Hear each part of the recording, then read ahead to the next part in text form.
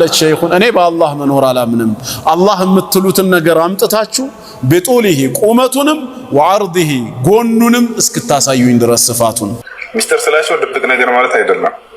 እሺ ውስጡ ላይ ያለ ትርጓሜ ነው።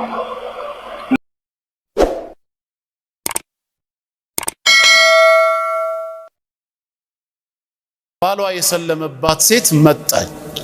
ለምን መጣች? ቱጃዲሉ ሸይኽ ሸይኹን ልትከራከር ነው። ፈቃለት ኢነሃ ላ ቱእሚኑ ቢላህ ኢላ ኢዛ ረአትላህ ቢጡሊሂ ወዕርዲህ። ምን አለች ሸይኹን? እኔ በአላህ መኖር አላምንም አላህ የምትሉትን ነገር አምጥታችሁ ቢጡሊሂ ቁመቱንም ወዐርዲሂ ጎኑንም እስክታሳዩኝ ድረስ ስፋቱን ልክ እንደ ሰው እንደሚታይ ነገር ማለት ነው። ፈቃለ ሸይኹ አስተግፊሩላህ ለጥያቄሽ ለንግግርሽ አላህ ይቅርታ ያድርግልን አለና በራሷ መንሃጅ ነውና ማስረዳት የሚያስፈልገው ወይ እንደኛ አዑዙ ቢላህ ከዚህ ውጭ አንቺ ሸይጣን ብሎ ማባረርም መልስ አይሆንምና ምን አሏት? ሀል ቱሂቢነ ዘውጀኪ ሃዛ አሁን እኔ ልትከራከሪኝ በዚህ አጀንዳ ስትመጪ እውነት የሰለመውን ባልሽን እውነት ታፈቅሪዋለሽ አላት። ቃለት ነዓም አሁን አፈቅረዋለሁ። ቃለ ሸይኹ ኢኒ ላ ኡሰዲቅ እኔ ግን አላምንሽም ማለት። ቃለት ሊማዛ ለምንድነው ማያምኑኝ ብላ ስትጠይቃቸው ሸይኹ ምን አሉ? ቃለ ኢኒ ላ ኡሰዲቁ አነኪ ቱሂቢነ ዘውጀኪ ሃዛ ኢላ ኢዛ ረአይቱ ሃዛል ሑበ ቢጡሊሂ ወዐርዲሂ ባልሽን ታፈቅሪዋለሽ ብዬ አላምንም ፍቅሩን አንዴ አምጪውና ቁመቱንም ጎኑንም አሳይኝ ልክ አንቺ አላህን እንዳመጣ እንደጠየቅሽኝ። ፈቃለት ኢነል ሑበ መውጁድ ፍቅር የሚባለው ነገር አለ አምነን ተቀብለናል። ወላኪንና ላ ነስተጢዑ አን ነዕሪፈ ከይፊየተህ አለች። ከይፊያውን ምንነቱን ይዘቱን በተመለከተ ግን ልናውቅ አንችልም ስትል ፈቃለ ሸይኽ ሸይኹም ምን አላት? ወሊላሂል መሰሉል አዕላ አላህ ከዚህ በላይ ምሳሌ ሊደረግለት የሚገባ ጌታ ነው። ፈነሕኑ ኑእሚኑ ቢህ እኛም የሱን መኖር አምነን እንቀበላለን። ወላኪን ላ ነስተጢዑ አን ኑሒጠ ቢላሂ ዒልማ ነገር ግን በአላህ ማንነት እውቀታችን ሊያካብብ አይችልም። ልክ አሁን አንቺ እንዳልሽው ቁመትና ስፋት ብለን የምንገልጸው ጌታ አይደለም። ወከም ሚነል ኡሙር እንደውም ሸይኹ አያያዘና ቀጥሎ ምን አለ? ስንትና ስንት ነገራቶች አሉ ኑእሚኑ ቢሃ መኖራቸውን በጋራ አምነን ተቀብለናል። ወላኪን ላ ነዕሪፉ ከይፊየተሃ ከይፊየታቸው ይዘታቸው እንዴትነታቸውን እማናውቀው አለ። ከዛ ምን ብሎ ምሳሌ ያመጡ? ጭራሽ ከበድ ባለው ፈሃዘ ነውመ ያእቲ ይሄ እንቅልፍ የሚባለው ነገር ሲመሽ ይመጣል አይደል? እውነት ነው አይደል? በእንቅልፍ መኖር እናምናለን። ወላኪን ከይፈ ያህዱስ እሺ እንዴት ነው የሚከሰተው? በእንቅልፍ መኖር የሚያምኑ ሰዎች ማን ነው ያየው ብለው ሸይኹ ጠየቁ። እውነት ነው ስንተኛ አይተን እናውቃለን? አናቅም። መተኛታችን እኮ የምናውቀው ስንነቃ ብቻ ነው። ተኝቼ ነበር እንዴት ትላለህ? ሰውስ ሲተኛ አይተህ ታውቃለህ? አታቅም። ከተኛ በኋላ ነው። አንተ ኪታብ እየቀራህ አጠገብ ቁጭ ብሎ አህመድ ሞባይል ሲጎረጉር ነበር። ድንገት ዞር ስትል እንቅልፍ አሸልቦ ታየ። ከተኛ በኋላ ታውቃለህ። ሲተኛ ግን ምኑ ነው የሚተኛው? መጀመሪያ እንዴት ነው እንቅልፍ የሚባለው ነገር የሚከሰተው? አታቅም። ወከዛሊከ ልየቅዛሉ እንደውም ዙሩን አከረሩት። መንቃትም ያው ነው። ከነቃህ በኋላ ነው እንጂ የምታውቀው። ስትነቃ መጀመሪያ ከሰውነት ፓርት ምንድነው የሚነቃው? አታቅም። ግን ላይ አንሶላና ብልድ ልብስ መኖሩን ከነቃህ በኋላ ታውቃለህ። መጀመሪያ ምን ነው የሚነቃው? አናቀውም። ግን መተኛትም መንቃትም የሚባሉ ነገራት እንዳሉ አምነን ተቀብለናል። ወከዛሊከ ሱሩሩ ወልፈራህ አሉ። አሁንም የባሰው መጣ ሸይኹ። ይሄ መደሰት መሳቅ የሚባለው ነገር ሰው ሁሉ በኢጅማዕ ተቀብሎታል። ጀማል ሳቃ ይባላል። ምን ሲሆን? ጥርሱን ሲከፍት ነው። ምንድነው ሳቅ? ከዛ ውጪ ዴፊኒሽን የለውም። ለሲዋክም ጥርስ ይከፈታል። እንዴት ነው መሳቅን ዲፋይን የምታደርጉት? ሳቅ ምንድነው ቢባልስ ማንም ሊገልጸው አይችልም። ነገር ግን ሰው ሁሉ አምኖ የተቀበለው ፊል የሚያደርገው ነገር ነውና በውስጡ ማለት ነው። እና ሸይኹ በዚህ መልኩ ገለጹላትና ሐታ ከሲሩ ሚነ ናስ ላ ያዕሪፉነ አልከህረባ አሏት። ከሰዎች ብዙዎቹ ይሄ ኤሌክትሪክ የሚባለውን ነገር ራሱ ብዙ ሰዎች አያውቁትም። አላዩትማ። ያዩት ኮረንቲውን ነው ኤሌክትሪኩን አይደለም። በኮረንቲ ውስጥ የሚተላለፍ ኤሌክትሪክ ለመኖሩ ምን ማረጋገጫ አለ ነው? የለም ካልኪድና ያዘው ይልሃል። ሄደ ስትይዘው ኢፌክቱ ውጤቱን ነው ስታገኘው በኮዝ የምታምነው ማለት ነው። ታዲያ ቁርአንስ ወሚን አያቲሂ ብሎ አይደለም እንዴ ለአላህ መኖር የምታዩቸው ነገሮች ደሊል ናቸው ብሎ የሚሰጠን ሸይኹም እዚህ ጋር ነው እንግዲህ ወደሊል የሚሉት ቢማ ዓረፍተ ረበክ ጌታህን በምን አወከው ስትባል ፈቁል በል ቢአያቲሂ ወመኽሉቃቲሂ በምልክቶቹና በፍጥረታቶቹ አውቄዋለሁ በል። እነዛ ምልክቶች እነዛ ፍጥረታት ያስገኛቸው ጌታ እንዳለ ስለሚጠቁመኝ። የላሚቱ ምዕራፍ የተባለበት የተሰየመበት ምክንያቱ ምንድን ነው ብላችሁ በተጠይቁ ውስጡ ላይ ታገኙታላችሁ። ምክንያቱ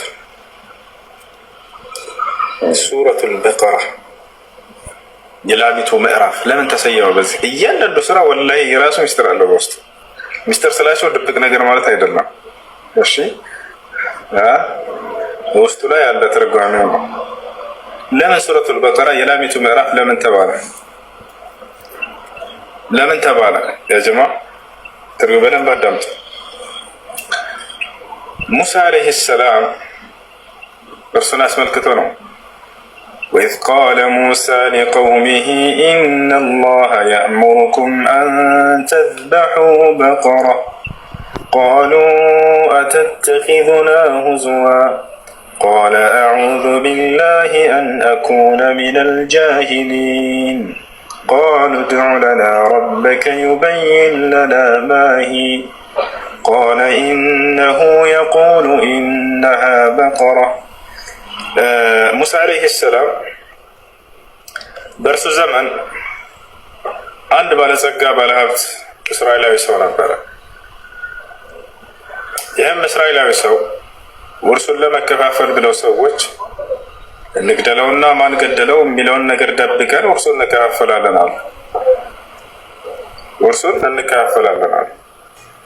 ሰዎችም በመካከላቸው ይህን ነገር ተመሳጠሩና ገደሉት። ንብረቱን ለመከፋፈል ሲሉ ሰውየውን ገደሉት፣ ተቀበረ።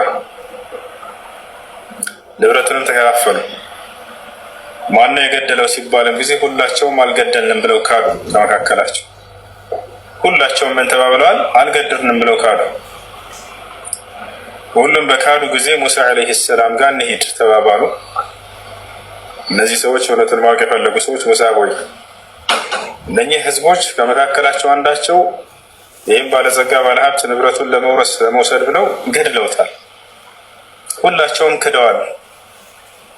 የአንተ አምላክ ግን ሁሉን ስለሚያውቅ ስለማይደበቅበት ያውቃልና አንተ ጠይቀህ ንገረን ይሉታል። እሺ አለ ሙሳ አላህን ጠየቀ።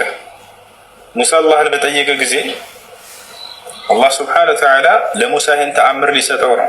ሙታንን ህያው አድርጓል። ሙሳ በዚሁ አጋጣሚ ለሙሳ ራሱ ሊሰጠው ነው ይህን ተአምር በተአምር መልክ በታች አለ አይደል?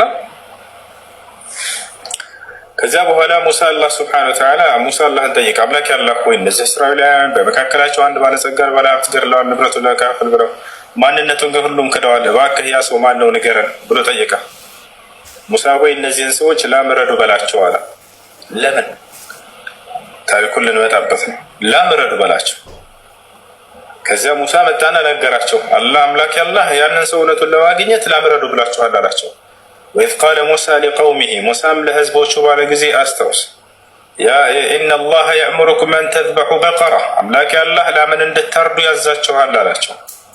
ህዝቦቹ ምን አሉ? ቃሉ አተተኺዙና ሁዝዋ፣ እኛ የሞተውን ሰው ማንነቱን ንገረን እንጂ ያልንህ አተተኺዙና ሁዝዋ ማላገጫ መሳለቂያ አድርገህ እየቀለድክብን እያሾፍክ ነው አሉት።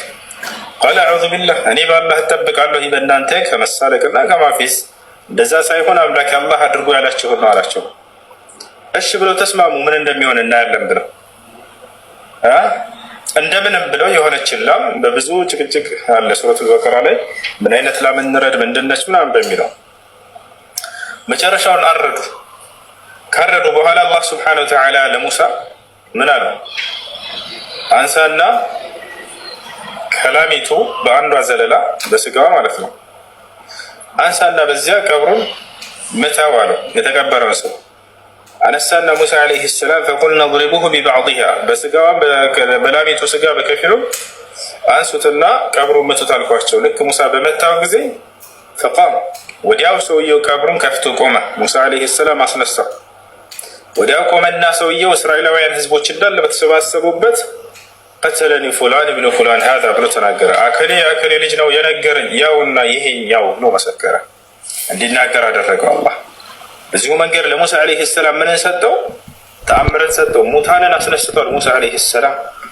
ከዛሊከ ዩሕይ ላሁ ልመውታ አምላካችን አላህ ልክ እንዲሆን የአምላካችሁም አላህ የትንሣኤ ቀን ህያው አድርጋለሁ ሰዎችን ለሙሳ ይህን ተአምር እንደሰጠው ለመሲሁም ሰጠው። ከዚያ በኋላ ቦታቸው አላረ ከዚያ ሙሳ ዓለይሂ ሰላም ያን ሰው አስነሳው። ያ ሰው ተነሳና አከሌ አከሌ ነው የገደለኝ ይሄ ሰው ብሎ መሰከረ፣ ተናገረ።